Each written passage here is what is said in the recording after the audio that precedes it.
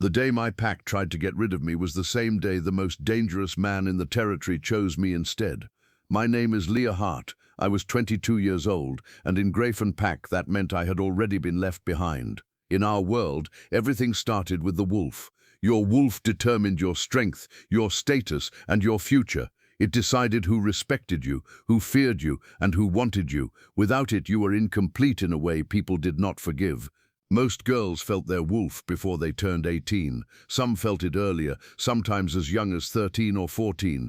By 16 they had already shifted.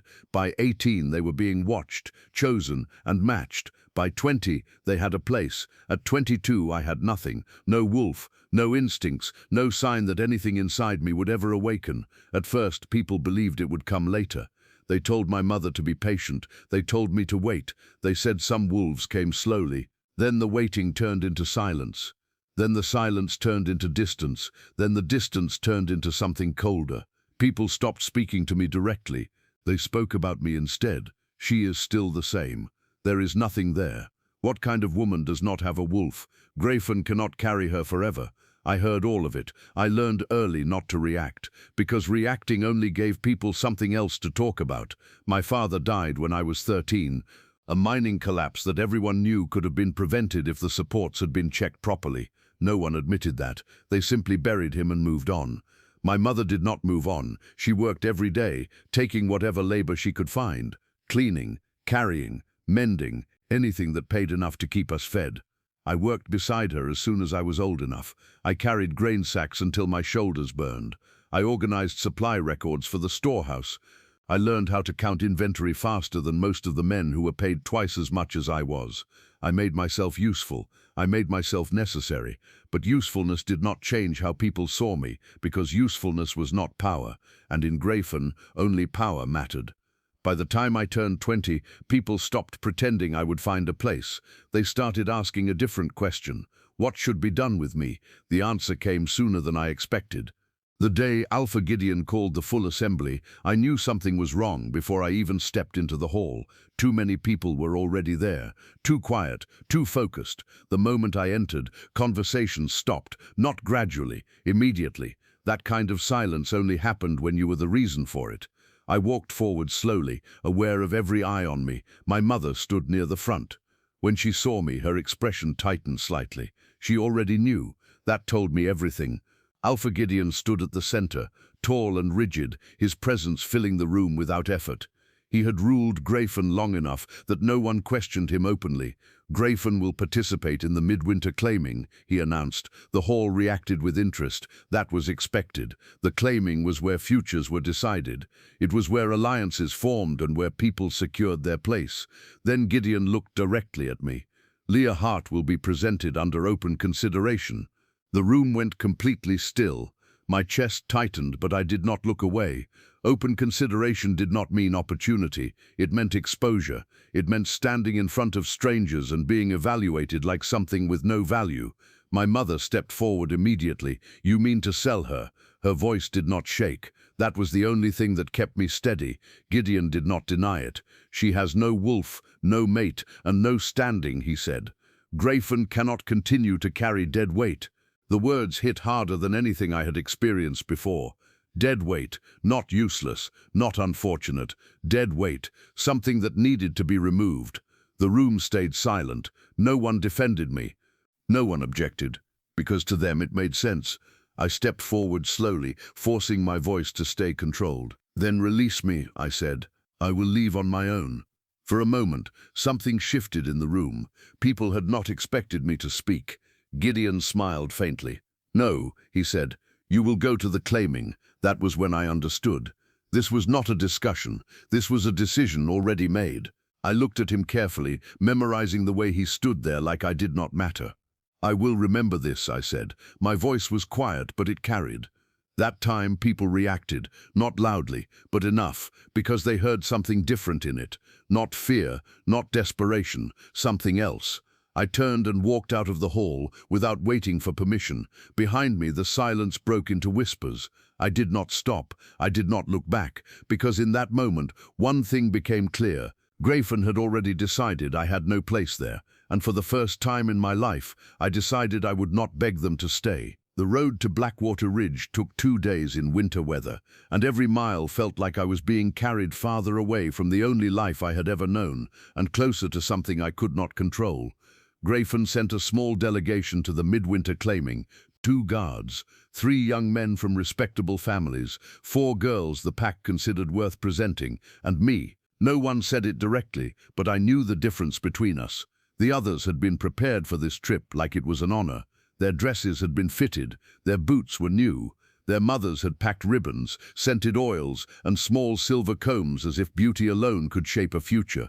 They whispered about which packs might be present, which alphas had unmarried sons, which merchants were rumored to be seeking brides with good bloodlines.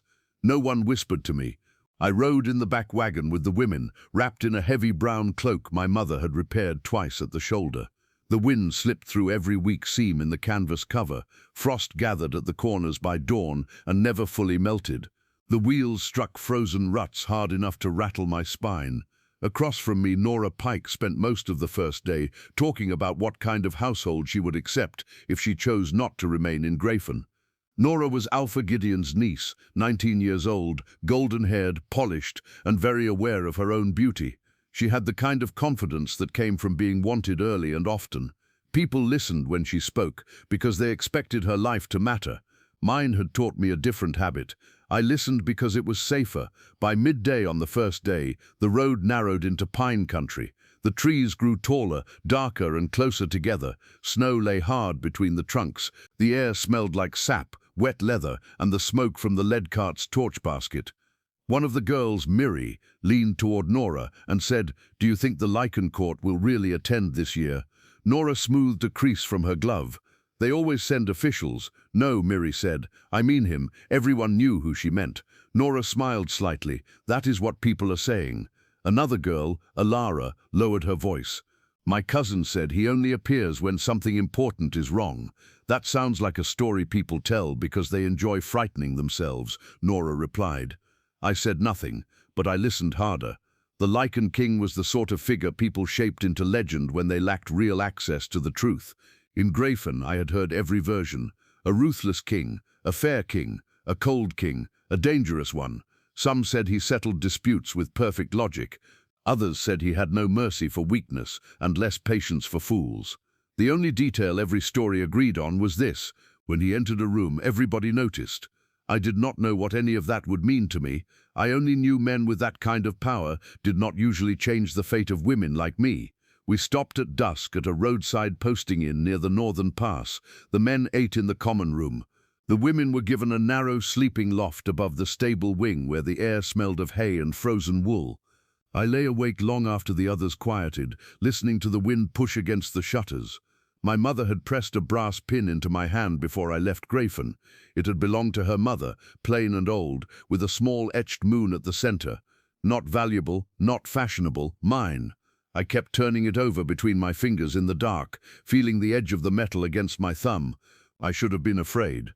I was, but fear was not the strongest thing in me that night. Anger was. Grayfen had not sent me south because they believed I had a chance at something better. They had sent me because they wanted a public place to rid themselves of me cleanly. That truth sat in my chest like a stone I could not swallow and could not spit out. By dawn, my anger had cooled into something more useful. Clarity. If I was going to be displayed, I would not go meekly. If they wanted me desperate, I would not give them the satisfaction. I did not yet know what power looked like in a room like the one waiting for me at Blackwater Ridge, but I knew one thing. Men who expected submission often mistook calm for weakness. I intended to let them. We reached Blackwater Ridge shortly after noon on the second day. The first thing I noticed was the walls. Grayfen had strong timber palisades and stone foundations around the Alpha House, but Blackwater Ridge had been built to hold force. Its outer walls rose from dark rock like part of the mountain itself. Iron-bound gates stood open under armed watch. Banners lifted in the wind from the towers, some bearing pack emblems, others the black and silver crest of the Lycan court. The second thing I noticed was the scale. There were wagons from half a dozen territories in the lower yard. Riders dismounting, servants hauling trunks, scribes moving in pairs with ledger cases strapped across their shoulders, armed guards everywhere. Not nervous guards, trained ones. Men who did not waste motion and did not look distracted. This place did not merely host power, it organized it. Our wagon rolled through the gate and into the east courtyard. Snow had been shoveled into hard banks along the edges, and fresh straw had been laid down to keep people from slipping on the stone. Grafen's delegation was checked by a steward before we were assigned quarters in the eastern barracks wing, where visiting packs of middling rank were housed. Nora stepped down first, lifting her skirts clear of the slush with delicate annoyance. "This place smells like wet iron," she said. "It smells like winter," I answered before I could stop myself. She looked at me, surprised that I had spoken at all, then turned away as though I had not. Inside, the barracks chamber assigned to us had 6 narrow beds, 1 long washstand, 2 shuttered windows, and a low hearth that was trying its best against the cold. Trunks had already been delivered by servants. Nora's was lacquered and brass-cornered. Mine looked older than I felt. As the others unpacked dresses and debated which colors suited the season, I moved to the far bed near the wall and folded my cloak carefully. I preferred corners. Corners gave you a view and one less direction to defend. Miri glanced at me while brushing out her hair. "Are you not going to dress for the welcoming supper?" I looked up. "Do I have to?" "It is expected," Nora said before Miri could answer, "unless you plan to greet the basin looking like a storehouse clerk." I met her eyes. That would at least be honest. Alara pressed her lips together to hide a smile. Nora did not appreciate it. Before she could answer, a horn sounded in the courtyard below. One long note, then another. The room changed at once. Girls moved to the windows. Even Nora forgot herself and stepped forward quickly. I rose more slowly and crossed to the nearer shutter. A mounted escort had entered through the western gate. At the center rode a man on a dark stallion, coat black, posture straight, head bare to the cold as if weather had no claim on him. He was not overdressed for attention. He did not need decoration. Men around him adjusted without being told. Guards cleared space before he reached it. Stewards bowed lower. Even the horses nearest him seemed to steady. The Lycan King, I knew it before anyone said it. Beside him rode 2 men who were clearly not ornamental. One was lean, sharp-faced and alert, with the constant scanning focus of a soldier who trusted danger to arrive from any direction. The other looked older, calmer and more self-contained, carrying authority without tension. Advisor and captain, I guessed, though I did not yet know their names. Nora let out a breath she probably meant to keep to herself.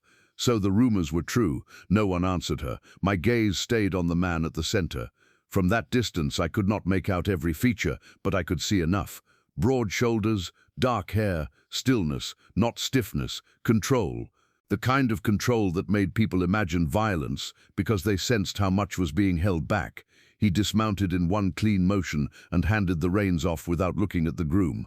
Then for a brief moment he paused and looked up toward the barracks windows. The movement was casual. It should not have mattered. Still, every girl near me stepped back from the shutter at once. I did not immediately. My breath caught before I understood why. He was too far away for me to swear he had seen me clearly, but I had the strange, sharp feeling of being noticed anyway.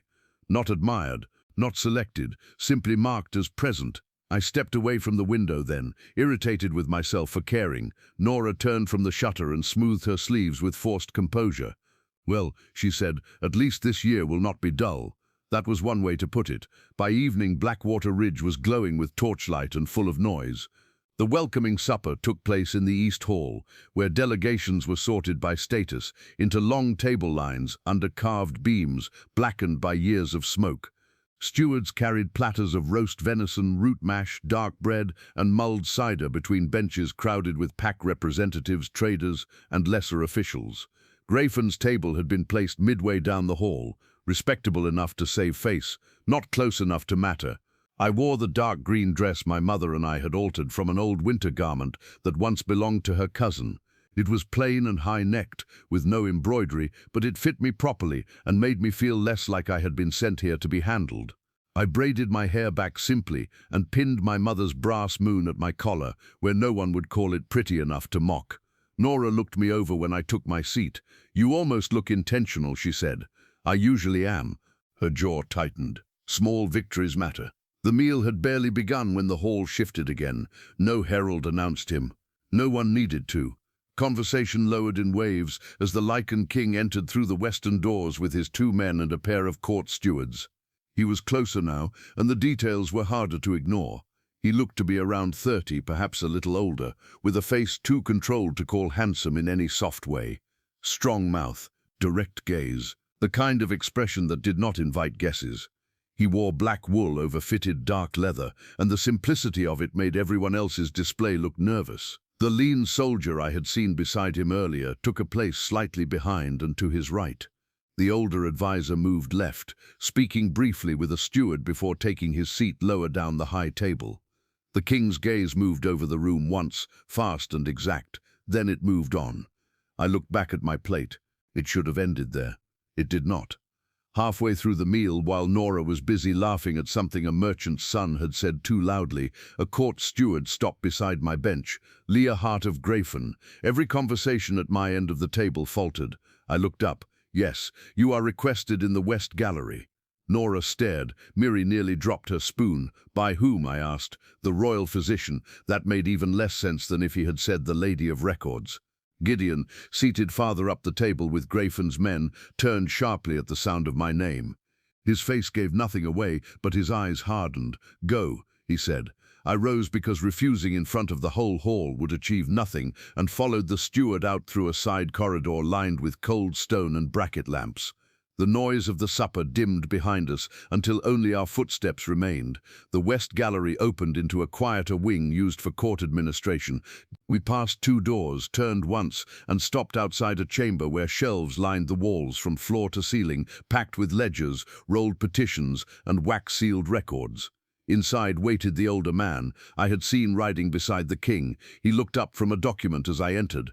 Up close, he appeared to be in his late 40s or early 50s, with silver starting at his temples and the balanced expression of someone very used to other people's panic. Leah Hart, he said. Sit down. I would rather know why I am here first. That earned me a brief, assessing look. Not offended, interested. I am Joel Sayer, he said, physician to the Lycan court, also tasked, regrettably, with sorting problems other people create through laziness or appetite. Sit. I sat. He opened a slim file and glanced over it. Age 22, Grayfen Pack, father deceased, mother living, no declared wolf, entered under open consideration without advance sponsor, minimal dowry assets, literate, ledger-trained. I stared at him. Why do you have a file on me? Because tomorrow you will stand on a claim floor with men who count on ignorance. I prefer not to assist them by being unprepared. That answer was sharp enough to earn my respect. Joel looked up. Were you entered willingly? No. Threatened with violence? No. Threatened with expulsion, deprivation, or reputational coercion? Yes. He made a note. Good, he said. I frowned. How is any of that good? It is good that the facts are clear. He set the file down and folded his hands. Listen carefully. On the floor tomorrow, no one may touch you without consent. You may reject any offer, even one your alpha likes. If Grayfen attempts to convert your open consideration into labor allocation after refusal, they will require review. I held still, trying not to let my relief show. No one in Grayfen told me that. I assumed as much. Before I could say more, footsteps sounded in the hall. Joel's eyes shifted to the door, and his expression changed by half a degree. More alert, more formal. The door opened. The Lycan King stepped inside. He did not look surprised to see me there. That bothered me immediately because it meant this meeting had not happened by accident. His gaze settled on me first, then flicked briefly to Joel. Is she informed? She is now, Joel said. The king nodded once and looked back at me. Leah Hart. The way he said my name made me sit straighter before I could stop myself. Yes, Your Majesty. His eyes held mine a moment longer than politeness required. There was nothing soft in his expression, but there was focus, strong, deliberate focus. Then he said, You are not shielding. The same strange sentence as before. I frowned. I still do not know what that means. Something shifted in his face. Not amusement. Not exactly, perhaps recognition that I was too tired to pretend understanding. He stepped closer, not enough to crowd me, just enough that I could see his eyes properly. Grey, almost silver at the center. Cold-looking until you noticed how much attention lived in them. Most unmated adults with any wolf blood pull instinctively inward around concentrated authority, he said. Scent, heartbeat, posture, you do not. I had no idea how to answer that. I was raised in Grayfen, I said finally. Being still around power seemed wiser than reacting to it. That earned a brief glance from Joel, who looked like he approved of the answer. The king did not smile, but his eyes narrowed slightly as if I had confirmed something for him. "Prepare for tomorrow," he said. There was no dismissal in his tone, more like instruction given to someone he expected to remain standing after it. Then he turned and left. The room felt different the moment he was gone, which annoyed me because I did not want to be the kind of woman who noticed that. Joel closed the file. "You may go," he said. "And Leah," I paused at the door, "whatever happens tomorrow, do not let desperate men decide you are too frightened to say no." I nodded once and left the records chamber with my pulse unsteady and my thoughts sharper than they had been in months. Back in the barracks, the others nearly vibrated with curiosity. Nora crossed her arms. "Why did the court want you?" Perhaps they were impressed by my talent for breathing quietly in corners. She stared at me, uncertain whether I was mocking her. I let her wonder. That night I lay awake long after the room settled. The wind scraped ice against the shutters. Somewhere in the stronghold, boots crossed stone in steady intervals. Guards, always guards. I stared at the dark and thought about the king's words. "You are not shielding." I did not know why that mattered. I only knew he had noticed something in me that no one in Grayfen had ever bothered to look for. Maybe he was wrong. Maybe it meant nothing. But in a world where most people had only ever looked at me and seen lack, being observed with precision felt disturbingly close to being seen. I did not trust that feeling, but I did not forget it either. By morning, I would walk into the claiming hall and stand before strangers who expected to measure my worth in a glance. For the first time in years, I was not walking in blind. And somewhere inside me, underneath the anger and the humiliation and the fear, something hard had started to form. Not hope, not yet, something stronger, refusal. By the time I entered the claiming hall, I already knew one thing. Everyone there had come to decide someone's future, and I had come to fight for mine. The hall was larger than I expected. Stone floors, raised platforms, long banners from different packs hanging from the walls. Rows of seated delegates filled every space, their attention sharp and deliberate. Nothing about the room felt casual. Everything felt like judgment. At the front, the court sat elevated above everyone else. The Lycan King was already there, Jensen Vale, seated at the center, still, focused, watching. He did not look like a man attending an event. He looked like a man controlling it. I forced myself not to look at him again. I needed to stay steady. Names were called one after another. Some people were chosen quickly, some negotiated, some hesitated, some accepted offers they clearly did not want because they were too afraid to refuse. I watched all of it. I learned. Power spoke clearly. Weakness got cornered. Then my name was called. Leah Hart of Grayfen. Open consideration. The words echoed through the hall.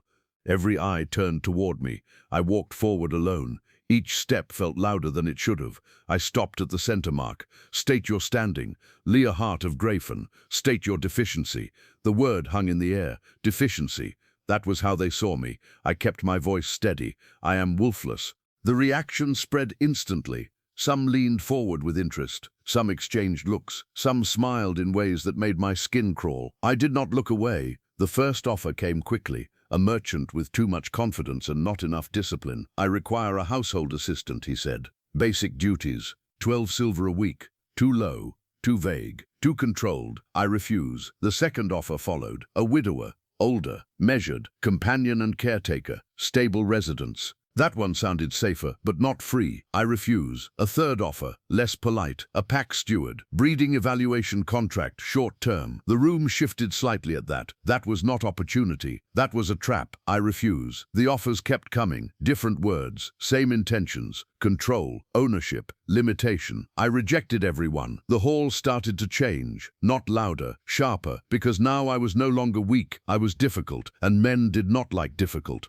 Then Grayfen moved. Alpha Gideon stepped forward. Grayfen petitions return custody for labor assignment. There it was, the real plan. If no one claimed me, they would take me back and assign me to whatever work they wanted, without choice, without voice. No, I turned toward the dais. That was when the Lycan King stood. Everything stopped. The sound in the room did not fade slowly. It disappeared completely. He stepped down from the raised platform. No rush, no hesitation. every movement controlled, every step deliberate. He walked toward me. The distance between us closed slowly, and for the first time since entering the hall, I felt something I had not expected. Not fear, awareness. He stopped directly in front of me, close enough that I could feel the difference in presence. "Do you have a mate?" His voice was calm, not loud, but it carried through the entire hall. "No. Have you ever had one?" "No." "Why?" The question was simple, but the room leaned into it, because everyone already thought they knew the answer. I held his gaze. "I am Wolfless." He went completely still, not frozen, controlled. Then something shifted, not pity, not curiosity, something darker, possession. His gaze moved across the room slowly, and in that moment, something changed. The men who had been watching me with interest looked away.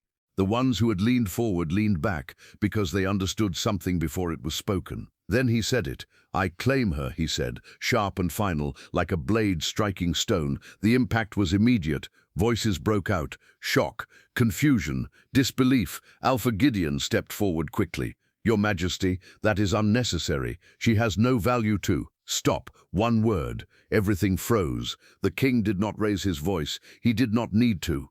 "You placed her on this floor," he said. "You do not speak for her anymore." Gideon stepped back. For the first time, he looked uncertain. The court turned toward me. "Do you accept the claim?" This was it, the moment that would decide everything. I could refuse, I could walk away, but I understood something clearly. This was not control, this was protection, and more than that, this was choice. For the first time in my life, I had one. I lifted my chin. "I accept." The words settled into the room like a final decision, because they were.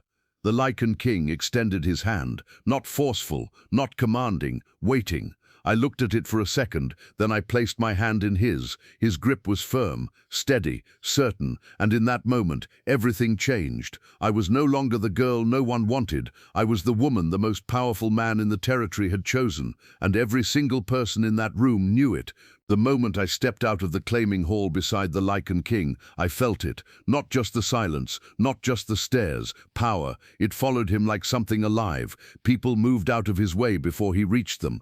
Guards straightened. Conversations died mid-sentence. No one questioned his decision. No one challenged it. And now, I was walking beside him. That realization did not feel real yet. It felt like something temporary, like something that could be taken back at any moment. We walked through a long stone corridor, lit by iron lamps. The sound of our footsteps echoed against the walls. No one followed closely, but I knew we were not alone. There were always guards, always witnesses, always eyes. Still, it felt quieter than the hall. Too quiet. I needed to understand. "Why did you do that?" My voice came out steady, even though everything inside me was not. He did not stop walking, because it was necessary. That is not an answer. That made him stop. Slowly, he turned toward me. For the first time, we were not surrounded by noise or pressure or expectation. Just him, just me. His gaze held mine, sharp and focused. "You were placed in a position where refusal would eventually be taken from you," he said. "I do not allow that under my watch. That was not what I expected. No pride, no dominance, just certainty." I studied him carefully. "You do not even know me. I know enough." That answer settled heavily, because it meant he had made a decision without needing everything. That was power, but it was also risk. "For you," I said. His expression did not change, but something in his eyes sharpened slightly. Yes, that honesty caught me off guard. Most men would have dressed it differently. He did not. We stood there for a moment, neither of us speaking. Then he continued walking, and I followed. We reached a heavier set of doors guarded by two men in black and silver. They stepped aside immediately. Inside was different, warmer, quieter, less like a public space, more like somewhere decisions were made.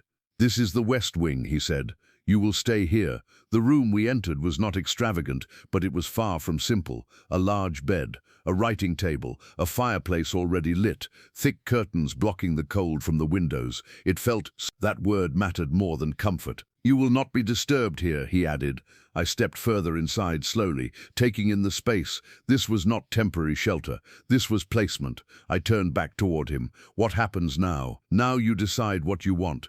That answer made me pause, because I had not expected it. "Decide." "Yes, you claimed me." "Yes, and now I choose." "Yes." I held his gaze. "You are serious." "I do not make decisions like that lightly." There was no hesitation in his voice, no doubt.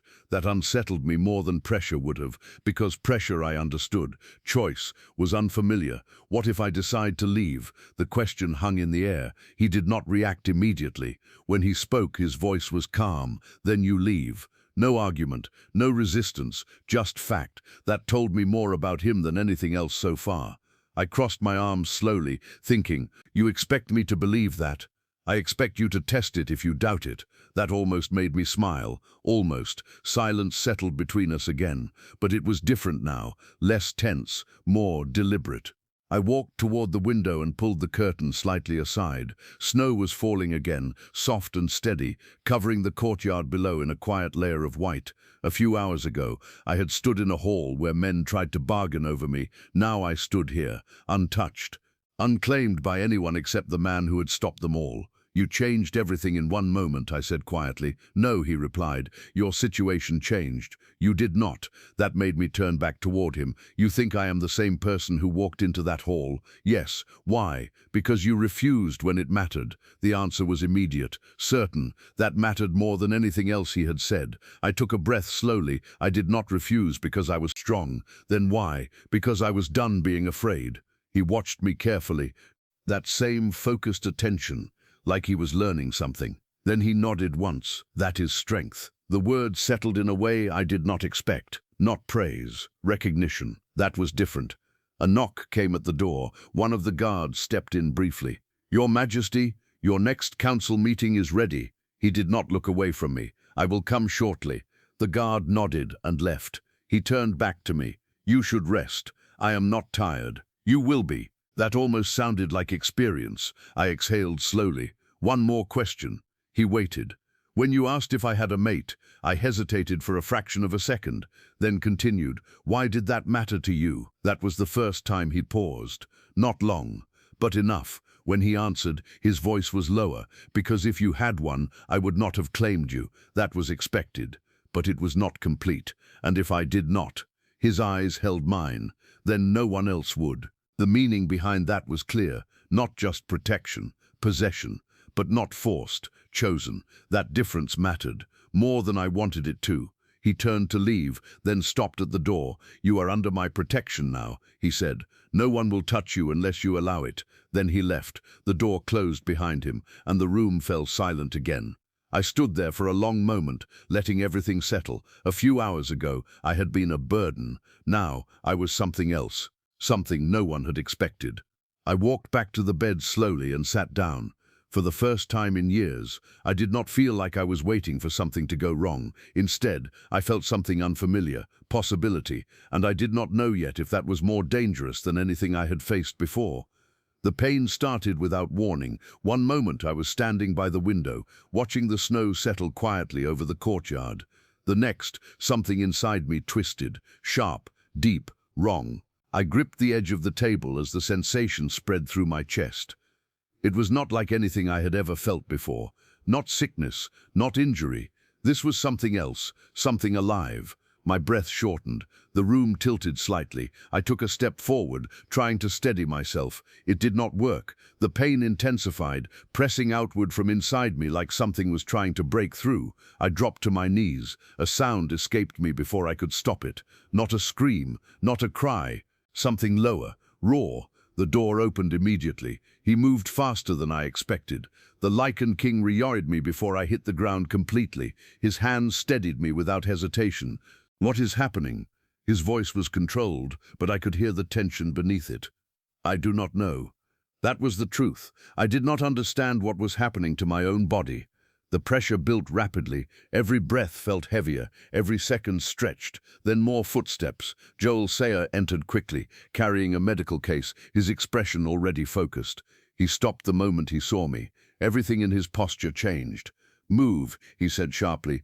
The king shifted without argument, lifting me easily and placing me onto the bed. Joel moved closer immediately, checking my pulse, my breathing, my eyes. What do you feel? He asked. Pain, I said. Everywhere. That is not specific enough. It is inside, I forced out, not outside. Joel stilled. Then he looked at the king and said the words that changed everything. She is not Wolfless. The room went silent. The king's gaze snapped back to me. Joel did not hesitate. Grayfen never completed full moon diagnostic testing, he said. They stopped early. Hidden blood females often do not respond under pressure. They are misdiagnosed when early manifestation fails. I stared at him. That did not make sense. It could not make sense. I have nothing, I said. I never felt anything. You felt nothing because it was suppressed, Joel replied. Not absent. The pain surged again. Stronger, more intense. I gripped the sheets beneath me. My entire body reacted. Heat spread through my chest. My heartbeat changed. Faster, heavier, louder. Something inside me answered. Not a thought, not a voice. A presence, alive, waiting for the first time in my life. I felt it. My wolf. The realization hit harder than the pain. I was not broken. I had never been broken. I had been buried. Another wave hit. I gasped. My back arched slightly as the pressure built again. Joel moved quickly, but he did not panic. Do not fight it, he said. Let it come. I do not know how. You do not need to know. Your body does. The king stood close, closer than before, not touching, but present, watching, focused. Leia, he said, just my name, but it grounded me. I held on to that. The pressure peaked. For one moment, it felt like I would split apart. Then, release, not full, not complete, but enough. The pain dropped suddenly, not gone, but controlled. My breathing slowed. The room steadied. The presence inside me remained. Clear, strong, real. I stared at my hands. They felt different, stronger, connected. Joel exhaled slowly. There it is. The king did not move. He was still watching me, not surprised, not confused, certain. You knew, I said. I suspected. That is why you claimed me. Yes, that answer settled deeply, because it meant something important. He had chosen me before knowing for sure, not after. That mattered, more than anything else in that moment. I sat up slowly. My body still felt different, not weaker, not unstable, changed. I have a wolf, I said quietly. Joel nodded. Yes, the simplicity of that answer almost made me laugh. Years of silence, years of rejection, and now, this. I looked at the king. Everything they said about me was wrong. Yes, there was no hesitation in his voice, no doubt, just fact. I took a slow breath. Everything I thought I understood about myself had shifted, not gradually, completely. I was never nothing, I said. No, he replied. You were hidden. That word stayed with me. Hidden, not broken, not useless, hidden. Joel stepped back slightly, observing. You will need training, he said. This level of delayed manifestation is rare. Your control will not be immediate. I understand. Do you? I met his gaze. Yes, because for the first time in my life, I felt something real inside me. Something strong, something undeniable. Joel nodded once. Good. The room settled into a different kind of silence, not tension, not fear, recognition. The king finally stepped back. You will rest now, he said. I am not tired. You are. That made me pause, because he was right. The exhaustion hit suddenly, not weakness, release. I leaned back slightly, letting my body settle. The presence inside me did not fade. It remained, quiet, steady, mine. The king turned toward the door, then stopped. Without looking back, he said one final thing.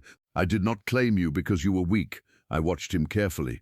I claimed you because I knew you were not. Then he left. The door closed behind him and I was alone again. But this time, everything was different. I lay back slowly, staring at the ceiling. For years I had lived as something less, something overlooked, something dismissed. Now, I understood the truth. They had not rejected me because I was nothing. They had rejected me because they never saw what I was becoming. The morning after my wolf awakened, nothing looked different, but everything felt different. The air was sharper, sounds carried farther. I could hear footsteps in the corridor before anyone reached the door. I could smell the faint trace of smoke from the kitchens 2 floors below.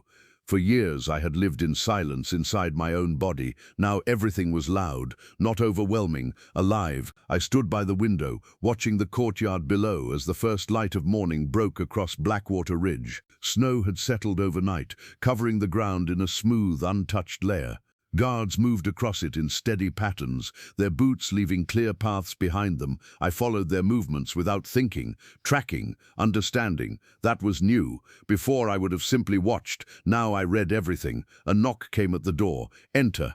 Joel stepped in, carrying a small leather case. "You are standing," he observed. "I am fine." "You are not fine," he said calmly. "You are functional. That is different." I almost smiled. He set the case on the table. "We begin today. Training." "Yes." I nodded once. "I expected that." "Good," he said, "because you do not have the luxury of delay." That was fair. The world would not wait for me to adjust. It would react. Joel stepped closer, studying me carefully. "Your condition is stable," he said, "but unstable conditions do not always show immediately.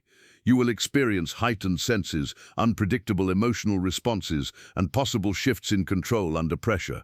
"I understand. You will not understand until it happens." That was also fair. He gestured toward the door. "Come." We moved through the west wing and out toward a lower courtyard I had not seen before. It was enclosed, quiet, and clearly designed for controlled activity. Reese Mercer was already there, leaning against the wall, watching. "You are late," he said. "I did not know there was a time. There is always a time." I stepped forward, and now I am here. That earned the smallest shift in his expression. Not approval, recognition. "Good," he said. "Then we start." Training with Reese was not gentle. It was not slow. It was direct.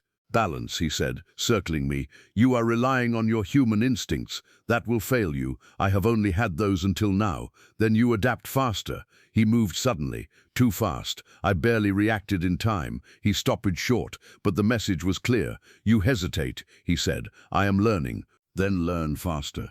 I adjusted my stance, focused, watched. This time when he moved, I responded, not perfectly, but better. "That is closer," he said. "We trained for hours. Movement, reaction, control. Every mistake was corrected immediately. Every improvement was acknowledged without praise." That mattered, because it meant this was real, not comfort, not protection, preparation. By the time we stopped, my body felt different again. Not exhausted, used. That was new. Joel observed everything, occasionally stepping in, adjusting, explaining. "Your strength will not come from force alone," he said. "It will come from control." "I understand." "You will." I exhaled slowly, then I felt it, before I saw him, the shift in the air, the awareness. I turned slightly. The Lycan King stood at the edge of the courtyard, watching.